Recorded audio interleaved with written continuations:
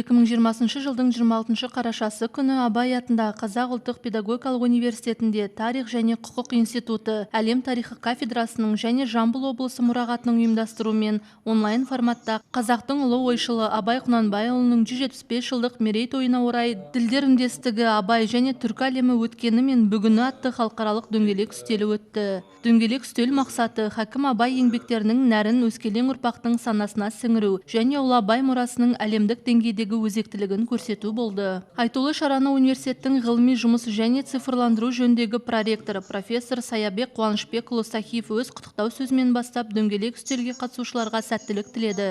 Сонымен қатар тақырыптың мазмұнын ашу мақсатында дөңгелек үстелге түркі әлеміне тиесілі мемлекеттердің ғалымдары қатысты. Атап айтсақ, хакім Абай ғылыми зерттеу орталығының директоры Жабал Алшынбекұлы, Арабаев атындағы Қырғыз мемлекеттік университетінің ғалымдары, Жамбыл облысы әкімдігінің туризм басқарма басшысы Ғани Айдарұлы, Түркия мемлекетіндегі Қазақ-түрік білім және зерттеу қоғамының төрағасы Ертолқын Ғайретуллах, Қырғыз Республикасының ұлттық ғылым академиясының Жамғыршынов атындағы тарих, археология және этнология институтының ғалымдары, хакім Абай даналығы, ұлы Абай мұрасының бүкіл түрік әлемі мәдениетіндегі рөлі, ұлы ақынның идеалды тұлғасының түркі әлеміндегі орны жайында баяндамаларын жасады. Дөңгелек үстелге 100-ден аса институттың студенттері, магистранттары мен докторанттары қатысып, соңында әлем тарихы кафедрасының профессор ғалымдары өз ойларын, тұжырымдамаларын айтып пікір бөлісті.